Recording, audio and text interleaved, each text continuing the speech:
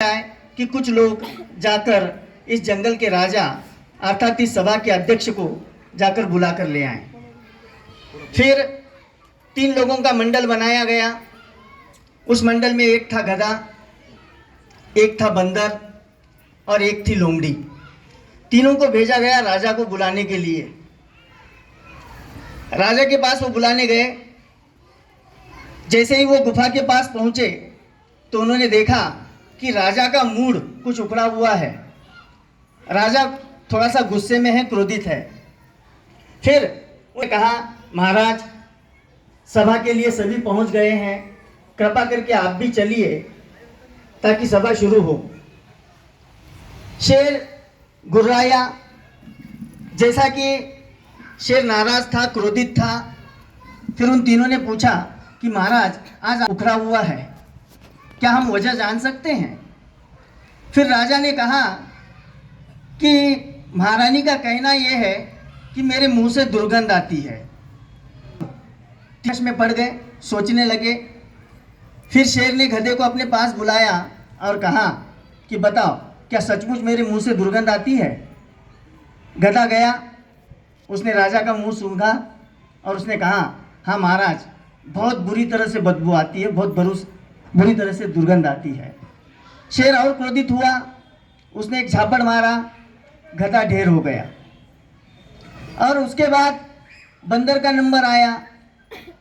राजा ने बंदर को बुलाया और कहा कि अब तू बता कि मेरे मुंह से दुर्गंध आती है क्या? बंदर गया, मुंह सूंघने का नाटक किया और बंदर ने कहा, महाराज गधा तो गधा ठहरा, उसे क्या पता कि दुर्गंध क्या होती है और सुगंध क्या होती है। आपके मुंह से दुर्गंध नहीं आ रही है, बल्कि आपके मुंह से क्या आ रही है? सुगंध आ रही है। राजा मूर्ख बना रहा था। शेर ने फिर उसे भी एक झापड़ मारा, बंदर भी ढेर हो गया। अब बारी थी लोमड़ी की। शेर ने लोमड़ी को बुलाया और उससे पूछा कि अब तू बता कि मेरे मुंह से दुर्गंध आ रही है या सुगंध आ रही है। अब लोमड़ी ने सच बोलने का भी परिणाम देखा था, झूठ बोलने का भी परिणाम देखा था। लोमड़ी थी। लोमड़ी शेर के पास गई, महाराज कृपा करके मुझे क्षमा कर दीजिए, आज मैं आपका मुंह सूंघ नहीं सकता। शेर ने कहा, क्यों? महाराज आज मुझे जुकाम है और इस जुकाम के चलते मैं न तो सूंघ सकता हूँ न तो बता सकता हूँ कि सुगंध आ रही है, दुर्गंध आ रही है, इसलिए कृपया मुझे माफ़ कर दीजिए, चाहे तो मैं कल बता सकता हूँ कि ये सुगंध है या दुर्गंध है। और लोमड़ी बच गई। मैंने कहानी सिर्फ आपके मनोरंजन के लिए नहीं बताई है, इस कहानी के पीछे बहुत बड़ा उद्देश्य है। आज जब भी समाज में कोई सच बोलना चाहता है तो या तो वो बंदर की तरह मारा जाता है या तो गधे की तरह मारा जाता है। जो लोमड़ी की तरह चालाक है वो जी रहे हैं। आप शिक्षा व्यवस्था देख लो, राजनीति देख लो, समाज व्यवस्था देख लो, आपको वहां पर सिर्फ और सिर्फ लोमड़ियों का बोलबाला है, सच्चों का वहां पर मुंह काला ही है। और सबसे खास बात यह है कि जब हम धर्म के क्षेत्र में प्रवेश करते हैं, जब अब हम आध्यात्मिक बातें करना चाहते हैं, तब अध्यात्म के क्षेत्र में भी कुछ लोग अलग अलग दृष्टि से अपने जेबों में अलग अलग सच छिपाए हुए हैं। वो लोग देखते हैं, मौका देखते हैं, सुनने वालों की समझ देखते हैं और सुनने वालों को क्या पसंद है पहला ये ताड़ते हैं, बाद में अपनी बात रखते हैं। मैं इस प्रकार से लोमड़ी की तरह चालाकी करने वालों के सख्त खिलाफ हूं। इसलिए मैं आज आपके सामने जो भी विचार रखूंगा वो पूरी तरह से सच रखूंगा, चाहे आपको पसंद आए चाहे आपको पसंद ना आए। क्योंकि लोमड़ी की तरह जीने के लिए या लोमड़ी की तरह आपके बीच बातें करने के लिए बसवन्ना ने हमें आशीर्वाद नहीं दिया है। और ये बड़े सौभाग्य की बात समझता हूं मैं कि मेरी मातृभाषा कन्नड़ है, पढ़ाई मराठी मीडियम में हुई और मैं हिंदी पढ़ा रहा हूँ। और ये त्रिवेणी संगम शायद बसवन्ना की कृपा से इसीलिए मिला है ताकि हिंदी का जो क्षेत्र है, जहाँ पर बसवन्ना और शरणों का साहित्य या शरणों का योगदान आज पहुँचा नहीं है, उसे पहुँचाने का एक बहुत बड़ा दायित्व या एक बहुत बड़ी जिम्मेदारी हम जैसे कुछ गिने गिने हिंदी चुनने वालों के लिए बसवन्ना ने दी है। और महात्मा बसवन्ना और संत कबीर, जैसा कि मैंने अभी आपको बताया कि मैं हिंदी का विद्यार्थी हूँ, आज पूरी दुनिया में संत साहित्य को जाना जाता है, संत साहित्य को समझा जाता है, पढ़ा जाता है। और आप किसी भी राह चलते किसी सामान्य जन से पूछ लीजिए जो सामान्यतः अक्षर ज्ञान रखता हो या थोड़ी बहुत ज्ञान रखता हो, नॉलेज रखता हो, उससे पूछ लीजिए, वो अनायास आपको, चाहे वो किसी भी भाषा का हो, वो संत कबीर के बारे में बताएगा आपको, संत तुलसीदास के बारे में बताएगा, संत सूरदास के बारे में बताएगा। मगर बसवन्ना के बारे में जानने वालों की संख्या आज कम है, क्योंकि जबकि परिस्थिति अगर देखी जाए, मैं एक अनुभव आपको साझा करना चाहता हूं। जब सबसे पहली बार मैंने पीएचडी के लिए एक विषय चुना था, संत कबीर और महात्मा बसवेश्वर के साहित्य में सामाजिक चेतना। मैं संत गाडगे बाबा अमरावती विश्वविद्यालय, अमरावती, महाराष्ट्र का अमरावती, वहाँ पर जैसे ही मैं गया रजिस्ट्रेशन के लिए, तो वहाँ पर मेरे गाइड ने पूछा कि आप ऐसा कीजिए, बसवन्ना के बारे में मैं पहली बार सुन रहा हूँ, पहली बार जान रहा हूँ, आप मुझे ये 2 कैटेगरीज में सूची बनाकर लाइए और बताइए कि महात्मा बसवेश्वर और संत कबीर में क्या समानता है और क्या विषमता है। मैंने बड़ी मेहनत के साथ पूरा चार्ट बनाया, एक और महात्मा बसवेश्वर के संदर्भ में जानकारी रखी, एक और संत कबीर के बारे में जानकारी रखी। वो जानकारी लेकर मैं वहाँ पर पहुँचा, समानताएं देखी, मेरे जो मार्गदर्शक थे वो खुश हुए, और उसके बाद जब विषमता देखी, विषमता यानी दोनों में भिन्नता क्या है, वो जब देखी तो मेरे गुरु मेरे से नाराज हुए और उन्होंने जो प्रश्न किया, जिस बात पर उन्होंने उंगली रखी, मैं वो आपके सामने आज जानबूझकर रख रहा हूँ। जिस विषमता पर, जिस भिन्नता पर मेरे गुरु नाराज हुए थे वो महत्वपूर्ण है। मैंने कबीर के अनुयायियों की संख्या, अनुयायी यानी शिष्यों की संख्या के सामने लिखा था गिने चुने। मैंने कबीर के अनुयायियों की संख्या के सामने लिखा था गिने चुने और ब्रैकेट में लिखा था सीमित, और महात्मा बसवेश्वर के अनुयायियों के सामने संख्या लिखी थी मैंने करोड़ों में। और मेरा गुरु अचानक भड़क गया। एक हिंदी साइडर था, उसने कहा जिस कबीर को पूरी दुनिया जानती है, जिसे सब जानते समझते पढ़ते लिखते हैं, उसके अनुयायियों की संख्या तू बता रहा है सीमित, और जिस बसवन्ना का नाम आज मैं पहली बार सुन रहा हूं, उस बसवन्ना के अनुयायियों की संख्या तू बता रहा है करोड़ों में। तो मैंने गुरु से हाथ जोड़कर कहा कि गुरुजी मुझे माफ कर दीजिए, ये दोष आपका नहीं है, ये दोष हमारा है कि आज तक हमने दुनिया को बताया नहीं है कि मेरा बाप बसवन्ना है, मेरे बाप बसवन्ना का काम क्या है, मेरे बाप बसवन्ना ने समाज को कौन सी दिशा दी है और इस समाज के लिए कौन से उपयोगी चीज़ें बताई है, ये बताने में हम फेल हुए। इसलिए आज जब आप ये करोड़ों में संख्या पढ़ रहे हैं तब आपको नाराज़गी हो रही है, और जब आप कबीर के बारे में पढ़ रहे हैं तब आपको गुस्सा आ रहा है, क्योंकि हम आज तक असफल हुए कि हमने बताया नहीं कि मेरे माँ बाप बसवन्ना का काम क्या है। और वास्तव में जब हम सिर्फ लिंगायत अभिमानी के नाते नहीं कह रहा हूँ, मैं एक अनुसंधान करता और एक रिसर्च स्कॉलर के नाते कह रहा हूँ। मेरे अंडर में भी आज 5 लोग पीएचडी कर रहे हैं, और जब ये शरण साहित्य जब हम किसी और भाषिक को देते हैं जिसका लिंगायत मत से या लिंगायत धर्म से दूर दूर तक का लेना देना नहीं है, वो जब निष्पक्ष दृष्टि से जब देखते हैं तो वो कहते हैं गुरु ये तो बहुत बड़ा कमाल हो गया। ये कमाल किस मामले में है? अब मैं आपको संत कबीर और महात्मा बसवेश्वर के साथ साथ मैं आपको और 2 चीज़ों की ओर बताना चाहता हूँ। एक है शरण साहित्य और दूसरा है संत साहित्य। अगर हम ऊपर तौर से देखें तो संत साहित्य और शरण साहित्य में आपको बहुत बड़ी मात्रा में समानताएं दिखाई देंगी।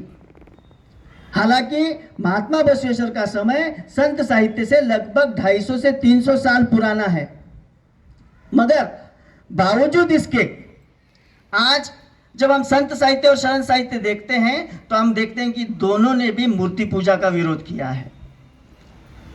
संत साहित्य और शरण साहित्य दोनों एकेश्वरवादी हैं, दोनों ने बहुदेवोपासना का विरोध किया है, और सबसे बड़ी बात उन्होंने कर्म कांडों का विरोध किया है। ये बड़े आश्चर्य की बात है। विद्वानों ने कहा है कि धर्म की उत्पत्ति कैसे हुई और कब हुई।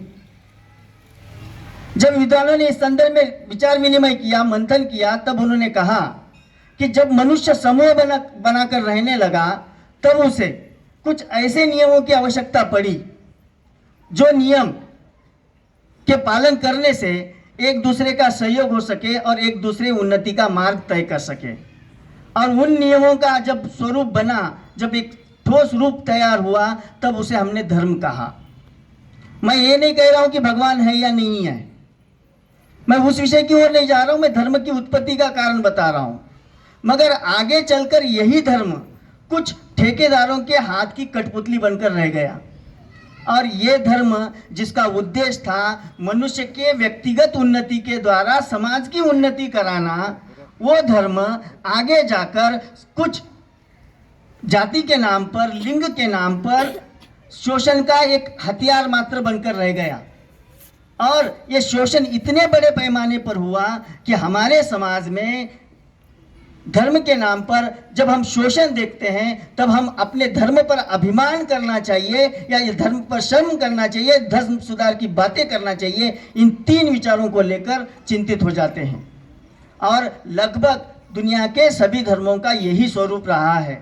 और यही कारण है कि हम पूरे भारत में जब देखते हैं तो समय समय पर यहाँ पर संत कबीर और महात्मा बसवेश्वर जैसे महापुरुष हुए हैं, जिन्होंने धर्म के नाम पर चल रही कुरीतियों का, बुरे विचारों का, बुरे आचरणों का, पाखंडों का खंडन करने का महान काम किया है। और यही कारण है कि एकेश्वरवाद का जो समर्थन किया गया है, वो एकेश्वरवाद का समर्थन इसलिए किया गया है कि क्योंकि परमपिता परमात्मा जो है वो एक है, वो सबका अलग अलग नहीं हो सकता। अगर हम थोड़े से हमारे बुद्धि पर भी अगर हम जोर दें तो हम सोच सकते हैं, हम जान सकते हैं कि परमपिता शिव जो है वो सबका एक ही है। और इसी एकेश्वरवाद का चिंतन और मनन या व्याख्यान हम कबीर में भी देखते हैं और महात्मा बसवेश्वर में भी देखते हैं। एक बड़े पैमाने पर जब मैंने संत साहित्य और शरण साहित्य का अध्ययन किया तो सिर्फ समानता ही समानताएं दिखाई दी।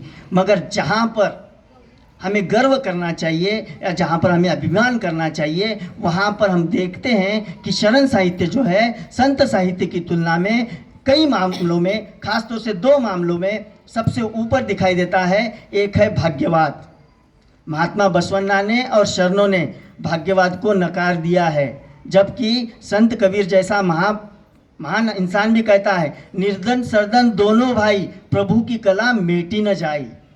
हिंदी में और एक कवि हैं तुलसीदास ने कहा है, तुलसी भरोसे राम के, निर्भय होके सोए, अनहोनी होनी नहीं, होनी होए सो होए।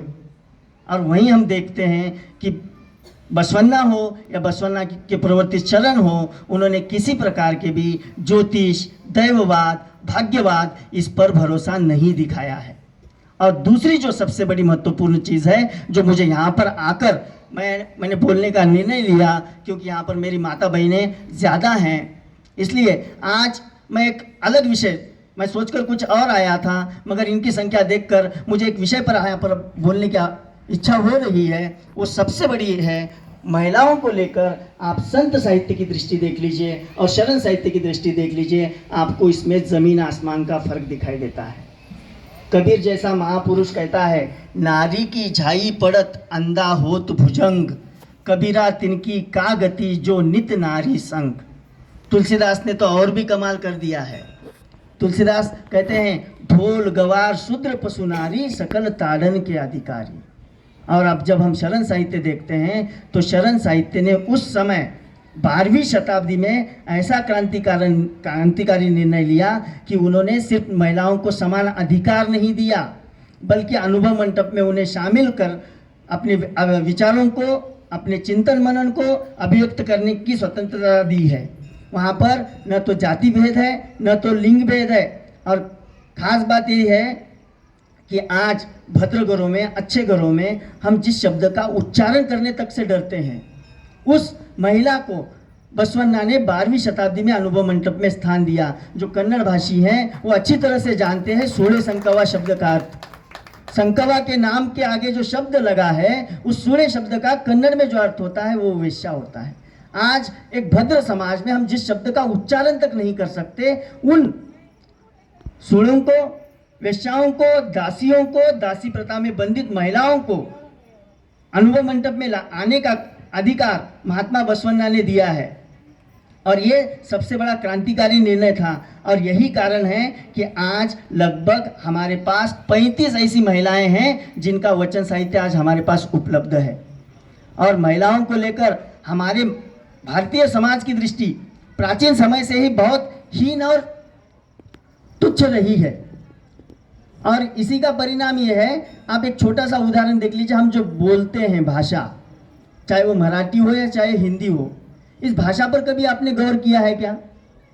आप इस भाषा पर अगर गौर करते हैं तो आप देखिए हर बुरी चीज़, हर छोटी चीज़, हर महत्वहीन चीज़ जो है स्त्रीलिंगी है। डिब्बी या डिबिया छोटी होती है इसलिए वो स्त्रीलिंगी है। डिब्बा बड़ा होता है इसलिए वो पुल्लिंगी है। चप्पल पहनी जाती है, जूता पहना जाता है, चांदी खरीदी जाती है, सोना खरीदा जाता है, जिलेबी खाई जाती है, लड्डू खाया जाता है, झोपड़ी बनाई जाती है, महल खड़ा किया जाता है या बनाया जाता है, बीमारी होती है, इलाज होता है, गोली मारी जाती है क्योंकि एक ही मरता है, बम फोड़ा जाता है। यानी आप ऐसे हजारों शब्द है जो मराठी में भी है और हिंदी में भी है कि जहाँ पर हीन शब्द है या उसका अर्थहीन है तो उन्होंने क्या कर दिया, वो स्त्रीलिंगी बना दिया। और जिसका महत्व है, जिसको गरिमा है, जिसकी कीमत है, उसको पुल्लिंगी बना दिया। अब जिस भाषा में ही महिलाओं को लेकर इतनी हीन मानसिकता हो, उस भाषा का प्रयोग करने वाला समाज कितना पिछड़ी मानसिकता का हो सकता है, इसका अनुमान कीजिए। और यही मानसिकता आज भी नहीं गई है। महात्मा बसवन्ना हुए, शरण हुए, कई महापुरुष हुए, मगर आज भी स्त्रियों को देखने का जो दृष्टिकोण है वो दृष्टिकोण उसी प्रकार का दूषित और कलुषित है जो सदियों से चला आ रहा है। जबकि आज स्त्रियां हर क्षेत्र में कंधे से कंधा मिलाकर पुरुषों के साथ आगे बढ़ रही हैं। कई ऐसे क्षेत्र हैं जहां पर महिलाओं ने पुरुषों की तुलना में अपने आप को ज़्यादा साबित किया है। शायद कुछ पुरुष मानसिकता इस बात को लेकर दुखी हो, मगर एक बात मैं पुरुष होने के बावजूद मानता हूं कि महिलाओं में सहनशीलता ज़्यादा है, इसलिए प्रकृति ने, भगवान ने माँ बनने की शक्ति महिलाओं को दी है। और एक पुरुष असहनशील है और उसकी असहनशीलता, उसके क्रोध पर, यहाँ तक कि उसकी चाय की प्याली से लेकर उसके नाश्ते की थाली तक उसका क्रोध या उसकी असहनशीलता प्रकट होती है। मगर महिलाओं की असहनशीलता या संवेदनशीलता, आप इसी बात का अनुमान लगा सकते हैं कि वो 2 घुट पल्लू में पहुंचकर अपना दुख, अपना दर्द बर्दाश्त कर लेती है। इतना दिव्य रूप, इतना दिव्य दायित्व महिलाओं का होने के बावजूद आज हमारे समाज में महिलाओं को देखने की जो हीन दृष्टि है, ये दृष्टि अगर हमें कहीं बाहर निकालना है, इसे अगर कहीं दरकिनार कर देना है, तो उसके लिए हमें सबसे बड़ा अनुकरण अगर किसी का करना होगा तो शरणों का और वचन साहित्य का करना होगा। वचन साहित्य सिर्फ नाम लेने से हमारे जीवन में कोई चमत्कार या परिवर्तन होने वाला नहीं है। अभी भीमराव बिरादार सर ने कन्नड़ में जो आपसे कहा कि महिलाएं जो है, अक्सर महिलाओं को दोष नहीं देना चाहता, उनकी दुनिया सीमित होती है, उनके पास इंटरटेनमेंट का एक ही साधन होता है, इसलिए वो टीवी से चिपक जाती हैं या सीरियल देखते हैं। मगर उसका जो दुष्परिणाम हो रहा है वो दुष्परिणाम देखने लायक है। आज हम अक्सर चिल्लाते हैं, अक्सर चर्चा सुनते हैं कि आज हमारे जीवन से नैतिक मूल्य या जीवन मूल्य कम हो रहे हैं। ये सच है, मगर क्यों हो रहे, इस पर कभी सोचा है क्या? इसका सीधा सा कारण यह है कि हम बच्चों को तो कह देते हैं कि टीवी मत देखो, मगर हम स्वयं देखते हैं। और सच बात यह है कि हमारे जीवन में सबसे बड़ी सच्चाई ये है कि हम क्या बोलते हैं ये कोई नहीं देखता, हम क्या करते हैं इसका प्रभाव ज़्यादा होता है। अगर हम बच्चों के हाथ से टीवी का रिमोट छीनकर हम देख रहे हैं तो बच्चा क्या करेगा, पिताजी बोलते कुछ और है, करते कुछ और है, और वो भी सीखता है कि बोलना कुछ और है और करना कुछ और है। और सबसे बड़ा दुर्भाग्य तो ये हुआ कि भारत सरकार ने जनसंख्या कम करने के लिए नारा दिया था, हम दो हमारे दो, मगर हम भारतीयों ने उसका थोड़ा सा विपर्यास कर दिया। हमने क्या किया, उसमें एक और वाक्य स्पष्ट रूप से या अघोषित रूप से जोड़ दिया है, हम दो हमारे दो, घर के बूढ़े बुजुर्गों को बाहर फेंक दो। और इसका परिणाम ये हुआ कि आज बच्चे शिक्षा कहाँ से पा रहे हैं, थोड़ा सा देख लीजिए। वो शिक्षा पा रहे हैं मोबाइल से, वो शिक्षा पा रहे हैं टीवी से, वो शिक्षा पा रहे हैं इंटरनेट से। अगर हम अपने अतीत को, अपने भूत को अगर थोड़ा सा याद करें तो आप देखेंगे कि हमारे घर में जो दादा दादी या नाना नानी होते थे वही अपने आप में विश्वविद्यालय होते थे। जब हम बाहर से खेल कूद कर आते थे, कहीं से घूम फिर कर आते थे, तो बैठना कैसे, हाथ पैर धोना कैसे, शाम को विभूति कैसे लगानी है, शाम को करना क्या है, या सुबह खाते समय कौन सा मंत्र पढ़ना है, ये सब किसने सिखाया? दादा दादी ने या नाना नानी ने सिखाया। आज हमारे घरों में इनको स्थान नहीं है, तो बच्चे संस्कार कहाँ से लेंगे? वो संस्कार उसी से लेंगे कि डोरेमैन। आप कभी कभी वो कार्टून हम बच्चों को इग्नोर कर देते हैं कि बच्चों क्या कर रहे हैं, कार्टून देख रहे हैं। हम सोचते हैं कि कार्टून में ऐसा कुछ है नहीं जो आपत्तिजनक हो, मगर आपने उन कार्टून पर अगर कभी ध्यान दिया है, उन कार्टून पर अगर आप ध्यान देंगे तो आपको सुनकर बहुत धक्का लगेगा। हमारे घर पर दूसरे मंजिल पर एक किराएदार रहते माँ स्वामी जी। मेरी बेटी है 7 साल की, और जैसा कि आप सभी जानते हैं कि बाप का लगाव बेटी से या बेटी का लगाव ज़्यादा से ज़्यादा बाप से होता है। तो मेरी बेटी जब तक मैं घर पहुंचूं नहीं तब तक खाना नहीं खाती है, वो बिल्कुल मुझसे चिपक कर ही रहती है। एक दिन 11 साल की हमारी किराएदार की बेटी ने पूछा कि ये जो है आपके सिवा इससे कहीं रहती नहीं है, कारण क्या है? मैंने कहा ये मेरी फ्रेंड है। तो उस बच्ची ने जो सवाल पूछा उस पर, वो सवाल वाकई में कहीं ना कहीं चिंता करने लायक या सोचने लायक है। जैसे ही कहा कि मेरी बेटी मेरी फ्रेंड है, तो उसने पूछा अंकल गर्लफ्रेंड है क्या?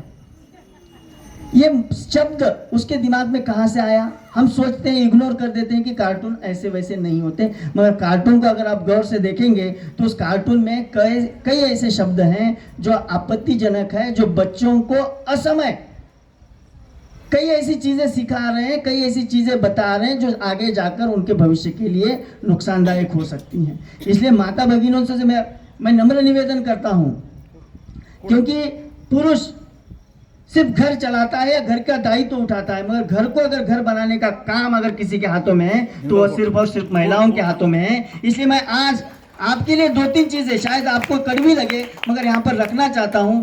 पहले, आप टीवी अगर देख रहे हैं, सीरियल अगर देखते हैं, यहाँ पर सीरियल हैदराबाद में कौन से देखे जाते हैं पता नहीं है, महाराष्ट्र में देखे जाते हैं पवित्र रिश्ता। 3-3, 4-4 शादियाँ हो जाती हैं, सिर्फ सीरियल का नाम भी पवित्र रिश्ता है और देखने वाले भी समझते हैं कि ये पवित्र रिश्ता है। कौन किसका पति है, कौन किसकी पत्नी है पता नहीं है, और सोच रहे हैं कि ये पवित्र रिश्ता है। और हमारी माता बहनें दूसरा एक काम करती हैं, जो यहाँ पर महास्वामी जी बैठे हैं, मुझे लगता है कि वो निश्चित ही मेरा अनुमोदन करेंगे। हम 16 शुक्रवार करते हैं, 16 गुरुवार करते हैं, आदि आदि उपवास तपवास करते हैं। मेरा नाम खुद संतोष है, मेरा नाम संतोष है। आपने 16 गुरुवार कर, 16 शुक्रवार कर या उपवास कर, जितनी संपत्ति या जितनी कृपा भगवान की आपको नहीं मिली, उससे कहीं ज़्यादा संपत्ति या उससे कहीं ज़्यादा कृपा उन पोतियाँ छापने वालों को मिली है जिन्होंने इसका धंधा चलाया है। और खास तौर से लिंगायत धर्म की महिलाओं में 16 शुक्रवार करने का एक प्रकार सा पागलपन सवार है। मगर मैं आज इस मन से दावा करता हूँ या चैलेंज करता हूँ कि संतोषी माता नाम की कोई देवी कभी भी किसी भी पौराणिक ग्रंथ में नहीं हुई है। यह संतोषी माता का आविर्भाव पूरी तरह से हमारे बॉलीवुड की हिंदी फिल्म संतोषी माता से आया हुआ है। और आज हम क्या कर रहे हैं? वचन साहित्य का मनन कीजिए, वचन साहित्य पढ़िए, वचन साहित्य में जो बातें, और वचन साहित्य का मनन चिंतन क्यों करना है? क्योंकि वचन साहित्य का जन्म अनुभव मंडप में हुआ है, और सिर्फ जन्म वहां पर नहीं हुआ है, बल्कि वो वचन साहित्य लिखित रूप में आप तक आने से पहले उस पर विचार विनिमय हुआ है, उस पर चिंतन मनन हुआ है। वो जीवन के लिए कितना प्रासंगिक है, कितना मार्गदर्शक है, पहले इसके बारे में सोचा गया है और बाद में वो वचन साहित्य आप तक आया है। और ये वचन साहित्य, अभी भीमराव बिरादार ने जो कविता पढ़ी थी, वो कविता बड़ी मार्मिक है। शरणों के साहित्य में देख लीजिए, वही बातें कही गई हैं कि हमें हमारी जिह्वा पर नियंत्रण रखना चाहिए। हम क्या बोल रहे हैं, हम क्या बोल रहे हैं ये सबसे ज़्यादा महत्वपूर्ण है।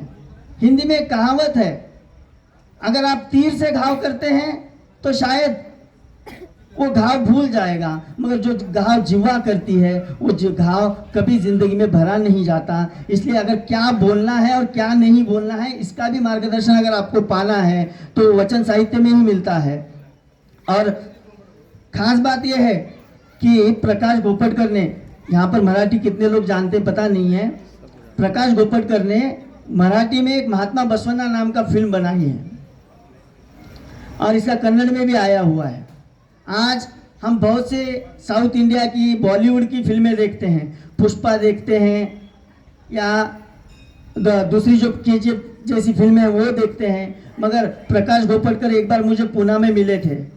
मैंने उनसे पूछा था कि आपने बसवन्ना फिल्म बनाने के बाद आपको अनुभव क्या आया, तो आप विश्वास मानिए जैसे ही मैंने ये प्रश्न उनसे पूछा तो उनकी आंखें छलक आई और उन्होंने कहा कि मैंने सोचा था कि ये फिल्म मेरे भाइयों के पास, मेरे बहनों के पास पहुंचेगी, लोग बसवन्ना का चरित्र जानेंगे, बसवन्ना का चरित्र जानकर उनमें बसवन्ना के विचारों को जानने की ललक पैदा होगी, इच्छा पैदा होगी और समाज में या कम से कम हमारे धर्म के अनुयायियों में एक प्रकार की क्रांति आएगी। मगर वो क्रांति कभी नहीं आई क्योंकि वो फिल्म देखने तक के लिए तैयार नहीं है। यूट्यूब पर वो फिल्म मुफ्त में है, मगर आज बॉलीवुड की फिल्में देखते हैं, टॉलीवुड की फिल्में देखते हैं, मगर महात्मा बसवन्ना देखने के लिए तैयार नहीं। जिस दिन आप ये बसवन्ना घर बैठकर देखेंगे उस दिन आपके बच्चे भी देखेंगे और तब जाकर उनमें उत्सुकता पैदा होगी और वो तब जाकर बसवन्ना को जानने की कोशिश करेंगे। मैं यहाँ पर एक घटना बताना चाहता हूँ कि महापुरुषों की जीत या महापुरुषों की हार उसके अनुयायी तय करते हैं। मैं इस संदर्भ में आपको एक किस्सा बताना चाहता हूँ। मेरे एक मित्र ने एक बार यात्रा के दौरान, मैं चंडीगढ़ से दिल्ली आ रहा था, तब यात्रा के दौरान एक मेरे मित्र ने मेरे किस्सा बताया था। किस्सा बड़ा मार्मिक है। उस किस्से का शीर्षक ही है सत्याग्रह का सत्यानाश। ये किस्सा क्यों बता रहा हूँ बाद में बताऊंगा। किस्से का शीर्षक है सत्याग्रह का सत्यानाश। राष्ट्रपिता महात्मा गांधी जी से हम सभी परिचित हैं। महात्मा गांधी जब भी उनके मन के विरुद्ध या उनकी नैतिकता के विरुद्ध या उनके विचारों के विरुद्ध कोई बात होती थी तो वो अनशन पर बैठ जाते थे। और जब भी वो अनशन पर बैठ जाते थे तो उनसे अगर कोई पूछता कि आपने ये अनशन क्यों किया, तो महात्मा गांधी कहते थे कि मेरे अंतरात्मा से आवाज़ आ रही है कि ये गलत है और इसकी रोक के लिए मैं क्या कर रहा हूँ, अनशन पर बैठ रहा हूँ। और महात्मा गांधी जी ने अपने पूरे जीवन काल में लगभग 52 अनशन किए हैं इस प्रकार से, और हर एक बार उन्होंने दलील दी है कि मेरे अंतरात्मा से आवाज़ आ रही है। अब इसका परिणाम क्या हुआ, इसका सत्यानाश कैसे किया देख लो आप। कि एक किस्सा है, एक गांव में एक लड़का था जो नकारा था, आवारा था या सभी प्रकार की बुरी आदतों का शिकार था। उस गांव के एक लड़के ने उसी गांव की एक सुंदर, सुशील, सुजान, समझदार और होनहार लड़की से कहा कि मुझे तुमसे विवाह करना है। अब जैसा कि लड़की सुशील थी, होनहार थी, समझदार थी, उसने लड़के के प्रस्ताव को ठुकरा दिया। दूसरे दिन लड़के ने कहा कि अब मेरे अंतरात्मा से आवाज़ आ रही है कि मुझे तुमसे विवाह करना है, और जब तक तुम मुझसे विवाह नहीं करोगी तब तक मैं तुम्हारे घर के सामने अनशन पर बैठूंगा। लड़का बैठ गया। पहले 2-3 दिन तो गांव वालों ने ध्यान नहीं दिया, सोचा कि लड़का आवारा है, नकारा है, लापरवाह है, तो उसकी बातों की ओर लोगों ने अनदेखा कर दिया। मगर 4-5वें दिन लोग सोचने लगे यार लड़का तो बदमाश है, लड़का तो आवारा है, मगर चाहे कुछ क्यों न हो, इसने रास्ता सही चुना है। रास्ता किसका चुना है? राष्ट्रपिता का रास्ता चुना है। और 1-2 दिन बीत गए, लोगों की सहानुभूति लड़के के प्रति बढ़ने लगी। लोग सोचने लगे शायद लड़का सुधर गया है। और 1-8 दिन के बाद लोगों ने ये मान लिया कि लड़का पूरी तरह से सुधर गया है। अब लड़की पर दबाव बढ़ने लगा और 1-2 दिन बीत गए और लोग ये कहने लगे कि अब लड़का जब सुधर गया है तो ज़रूरत ये है कि लड़की को अब लड़के से क्या कर लेना चाहिए, विवाह कर लेना चाहिए, क्योंकि ये रास्ता किसका है? राष्ट्रपिता का है। और वो किस चीज़ पर बैठा हुआ है? अनशन पर बैठा हुआ है। और धीरे धीरे दबाव इतना बढ़ा कि कुछ लोग लड़की के घर प्रस्ताव लेकर गए और उन्होंने कहा कि बेटा देखो लड़का सुधर गया है, लड़का अच्छा है और लड़के ने जो रास्ता चुना है वो रास्ता भी अहिंसा का रास्ता है और वो अनशन पर बैठा हुआ है, इसलिए तुम्हें क्या कर लेना चाहिए, उससे विवाह कर लेना चाहिए। अब लड़की पूरी तरह से दबाव में आ चुकी थी, निर्णय नहीं कर पा रही थी कि अब करना क्या है। लड़की ने निर्णय कर लिया था कि चाहे जो कुछ परिणाम हो जाए मगर उस बेकार लड़के से वो शादी नहीं करेगी। उस लड़की पर दबाव इतना बढ़ा कि उस लड़की ने एक दिन आत्महत्या का निर्णय ले लिया।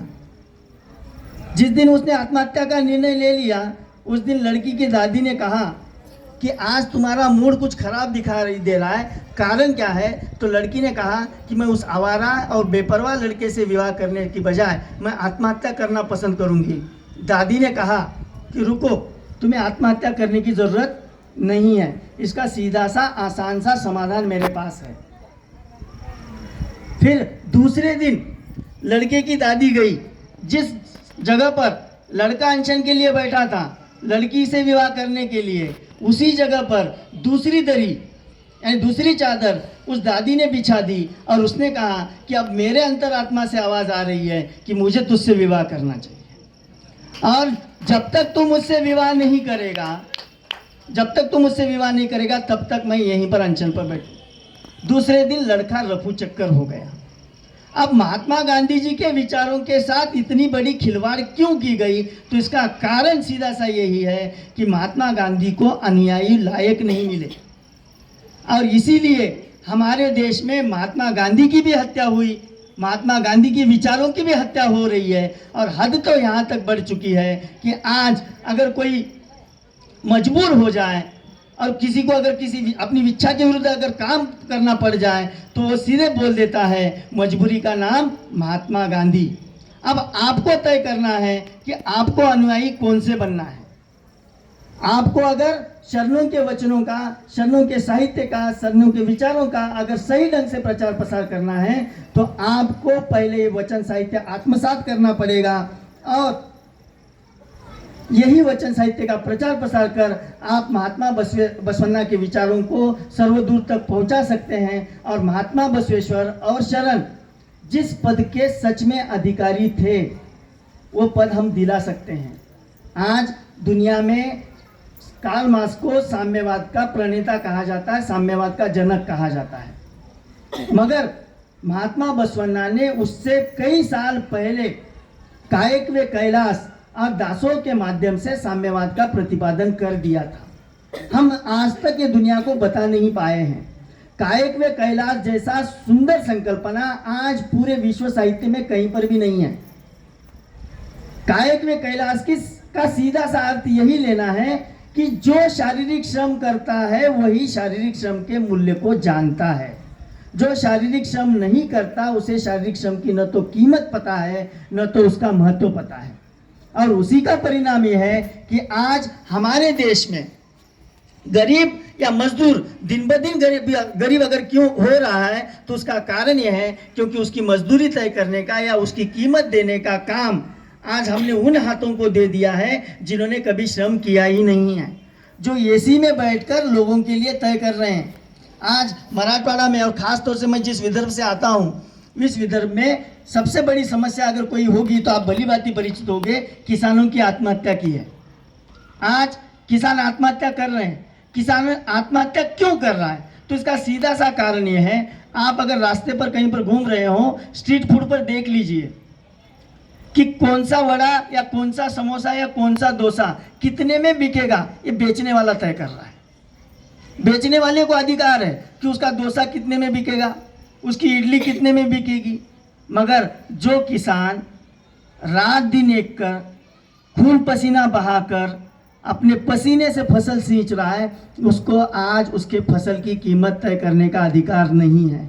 इसका कारण ये है क्योंकि आज हमारे देश में शारीरिक श्रम को वो प्रतिष्ठा नहीं मिली है जो शारीरिक मिलनी चाहिए थी। और शारीरिक श्रम की प्रतिष्ठा को महात्मा बसवन्ना ने 12वीं शताब्दी में भली भांति जान लिया था। इसलिए उन्होंने समाज के हर तबके को, समाज के हर हिस्से को, समाज के हर व्यक्ति के लिए शारीरिक श्रम अनिवार्य कर दिया था। वरना आज परंपरागत हिंदू धर्म में जो व्यवस्था है वो व्यवस्था इतनी शोषक है कि आज विशिष्ट जाति में जन्मा हुआ व्यक्ति बिना कुछ किए, बिना शारीरिक श्रम किए, बिना कोई मेहनत किए या बिना कोई विशेष कष्ट किए आज जीवन भर अपनी रोजी रोटी का जुगाड़ कर सकता है। मगर एक सामान्य परिवार में पला बड़ा हुआ, चाहे वो बीटेक कर ले, चाहे वो पीएचडी कर ले, चाहे वो और कोई पेशा कर ले, मगर उसे रोज़गार मिलेगा या नहीं मिलेगा इस बात की गारंटी नहीं है। कारण ये है क्योंकि वो जाति व्यवस्था ने वो सीमाएं बनाए रखी हैं। और दूसरा है दासोह। दासोह बहुत सुंदर संकल्पना है। अब दासोह कहने के साथ हमारे सामने प्रश्न आता है कि पैसा। महात्मा बसवन्ना ने सिर्फ अर्थ का या धन का दासोह करने की बात नहीं कही है। दासोह आप हर रूप में कर सकते हैं। अगर ऐसा कोई सार्वजनिक आयोजन अगर हो रहा है, ज़रूरी नहीं कि इस आयोजन को सफल बनाने के लिए, सार्थक बनाने के लिए हर कोई आर्थिक रूप से ही दासोह करे। कोई शारीरिक श्रम से दासोह कर सकता है, कोई ज्ञान दासोह कर सकता है, कोई यहाँ की व्यवस्था में अपना हाथ बटाकर यहाँ की व्यवस्था को सही ढंग से ला सकता है। आप जिस किसी रूप में इस आयोजन को सफल बनाने में सहयोग करते हैं वो दासोह भी यहाँ पर वरेण्य है, वो भी दासोह यहाँ पर पूजनीय है। और ये जो दो सिद्धांत है वो सिद्धांत हमें अपने जीवन में उतारने हैं। सिर्फ बसवन्ना के जयंती मनाने या बसवन्ना के संदर्भ में विचारों को सुनने से हमारे जीवन में बहुत बड़ा परिवर्तन आने वाला नहीं है। बसवन्ना ने जो बातें कही हैं उन बातों को हालांकि ये एक साथ लाना संभव नहीं है, मैं भी मानता हूँ, मगर धीरे धीरे अगर हम इसे अनुकरण में लाते हैं तो ये हमारे जीवन में, हमारे परिवार में इसकी झलक दिखाई देती है। हम अक्सर जहाँ कहीं पर भी बोलने के लिए जाते हैं तो हम सपरिवार जाते हैं, क्योंकि कई बार हमारे घरवाली को ये शिकायत होती है कि आप हर मार्च, अप्रैल और मई महीने में पूरे महाराष्ट्र में जयंतियां मनाई जाती है महापुरुषों की, तो अक्सर बाहर जाना पड़ता है। तो उनकी शिकायत होती है कि आप बाहर जाकर करते क्या हैं। तो उनकी शिकायत निवारने के लिए मैंने अब हर बार उनको ही साथ लेकर जाता हूँ। और उसका परिणाम ये हुआ कि आज जिस प्रकार से मैं शायद 25-30 मिनट आपके बीच बोल सकता हूँ, आज मेरी बेटी कम से कम 5 मिनट मराठी या हिंदी में बसवन्ना पर बोल सकती है। ये परिणाम इसका हुआ क्योंकि हमने उनको वो वचन साहित्य सिखाया नहीं है, अपने जीवन से दिखाया है। और मैं आपसे यही प्रार्थना करता हूँ कि आपको भी यही वचन साहित्य अपने जीवन में उतारकर अपने बच्चों को, अपने भावी पीढ़ियों को देना है। और ख़ास तौर से हमारे घर में जो बुजुर्ग हैं उन बुजुर्गों का हम जितना आदर सत्कार कर सके, जितना सम्मान कर सके, वो हमारे लिए फायदेमंद है।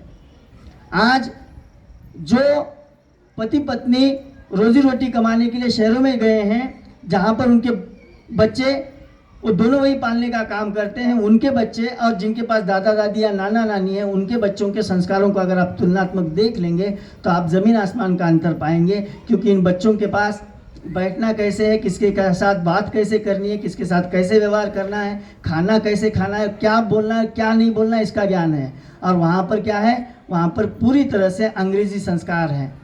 और वो अंग्रेजी से संस्कारों के कारण वो वैसा ही व्यवहार कर रहे हैं जैसा व्यवहार आज शहरों में आज समस्याओं का कारण या कई प्रकार की मुसीबतों का कारण बना हुआ है। आज इस आयोजन पर मुझे यहाँ पर बोलने के लिए बुलाया और आपने पूरे धैर्य और साहस के साथ मुझे सुना, इसलिए मैं आप तो ठीक है। तो ठीक है, तो वो आयोजकों ने कहा है कि मैं और बात कर सकता हूँ, आप तो बोर नहीं हो रहे हैं ना।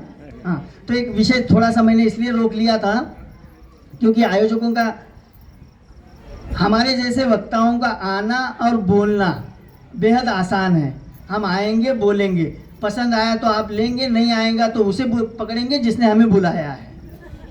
हाँ, तो हम कई बार हम सावधानी बरतते हैं कि बोलते समय कहीं ना कहीं थोड़ा सा नियंत्रण रखें, क्योंकि ज़्यादा उच्छृंखल या ज़्यादा सत्य विचार भी कभी कभी रास नहीं आते। मैं फिर एक